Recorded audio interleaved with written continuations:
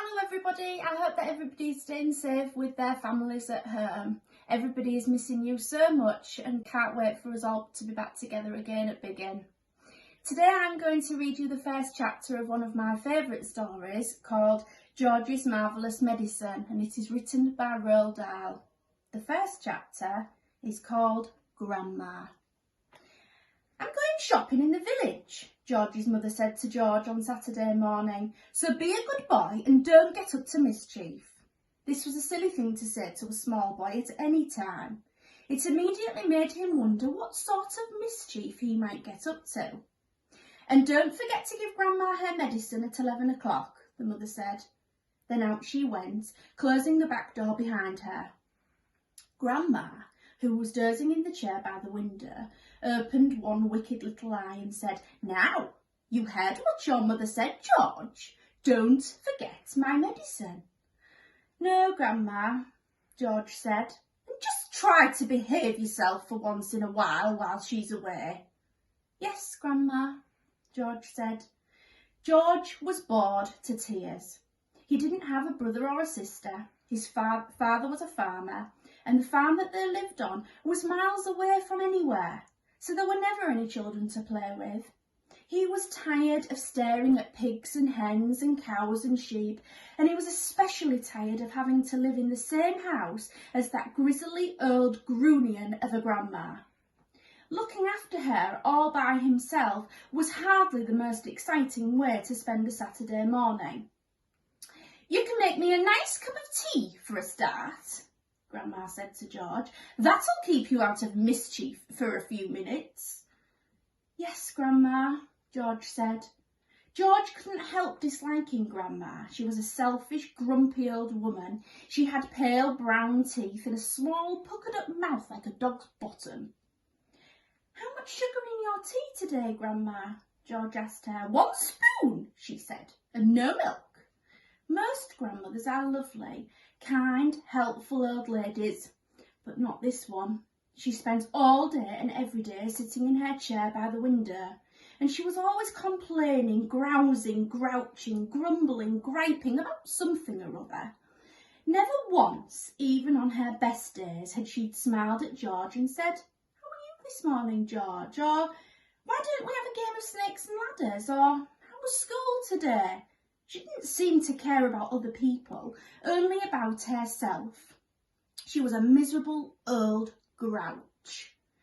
George went into the kitchen and made Grandma a cup of tea with a tea bag. He put 1 spoon of sugar in it and no milk.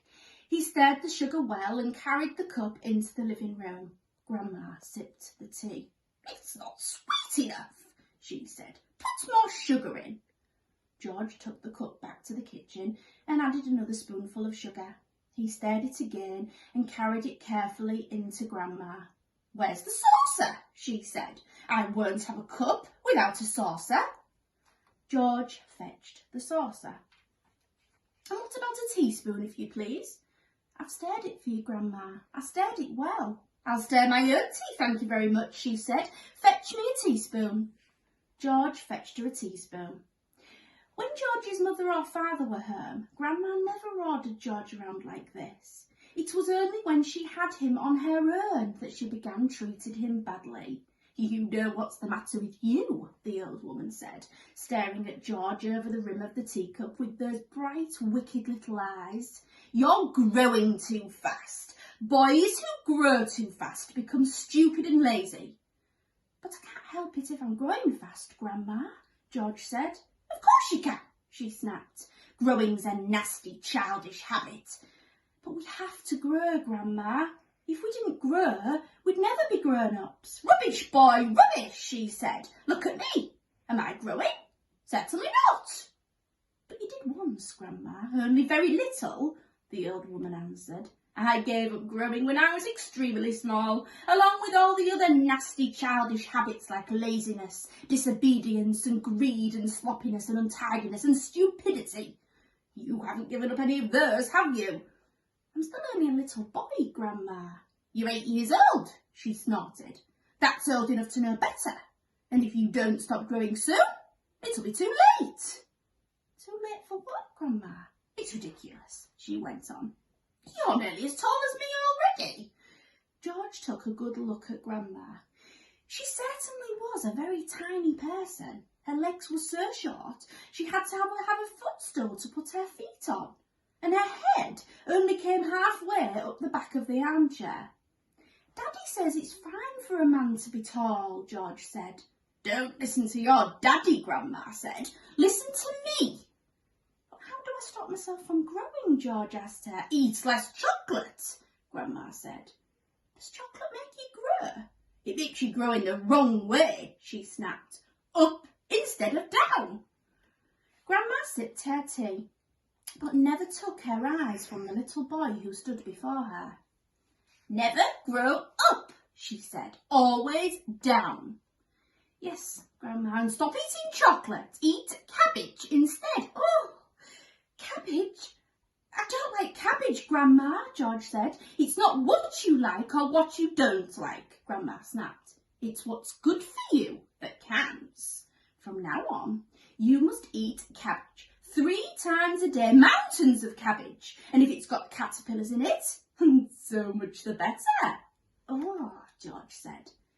Caterpillars give you brains, the old woman said. Mummy washes them down the sink, George said. Mummy's as stupid as you are, Grandma said. Cabbage doesn't taste of anything without a few boiled caterpillars in it. Slugs too. Oh, not slugs, George cried out. I couldn't eat slugs.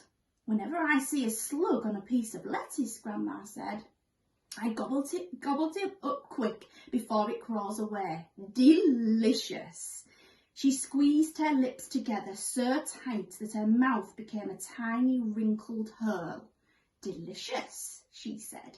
Worms and slugs and beetly bugs, you don't know what's good for you.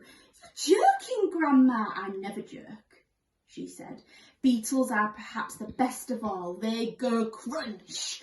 Grandma, that's beastly. The old hag grinned, showing those pale brown teeth. Sometimes, if you're lucky, she said, you get a beetle inside the stem of a stick of celery. That's what I like. Grandma, how could you? You find all sorts of nice things in sticks of raw celery, the old woman went on. Sometimes it's earwigs. I don't want to hear about it, cried George. A big fat earwig is very tasty, Grandma said, licking her lips. But you've got to be quick, my dear. When you put one of those in your mouth, it has a pair of sharp nippers on the back end, and if it grabs your tongue with those, it never lets go. So you've got to bite the earwig first, chop chop, before it bites you. George started edging towards the door. He wanted to get as far away as possible from this filthy old woman. You're trying to get away from me, aren't you? She said, pointing a finger straight at George's face. You're trying to get away from Grandma! Little George stood by the door, staring at the old hag in the chair. She stared back at him. Could it be, George wondered, that she was a witch? She had always thought witches were only in fairy tales. But now he wasn't so sure. Come closer to me, little boy, she said, beckoning him with a horny finger. Come closer to me and I will tell you secrets. George didn't move. Grandma didn't move either. I know a great many secrets, she said, and suddenly she smiled. It was a thin, icy smile, the kind a snake might make just before it bites you. Come over to Grandma and she'll whisper some secrets to you. George took a step backwards, edging closer to the door. You mustn't be frightened of your old Grandma, she said, smiling that icy smile again. George took another step backwards. Some of us, she said, and all at once she was leaning forward in her chair and whispering a throaty sort of voice that George had never heard of before. Some of us, she said, have magic powers that can twist the creatures of this earth into wondrous shapes. A tingle of electricity flashed down the length of George's spine. He now began to feel frightened. "Some of us," the old woman went on, "have fire in our tongues and sparks in our bellies and wizardry in the tip of our fingers. Some of us know secrets that would make your hair stand up on end and your eyes pop out of their sockets." George wanted to run away, but his feet seemed stuck to the floor. "We know how to make your nails drop off and teeth grow out of your fingers instead." George now began to tremble. It was her face that frightened him most of all. The frosty smile, the brilliant, unblinking eyes. "We know how to have you wake up in the morning with a long tail coming out from behind you." "Grandma," he said, "stop! We know secrets, my dear, about dark places where dark things live and squirm and slither all over them." George made a dive for the door. "It doesn't matter how far you run," he heard her saying. "You won't ever get away." George ran into the kitchen, slamming the door behind him. That's the end of the first chapter. Thank you ever so much for listening. Stay safe, everyone.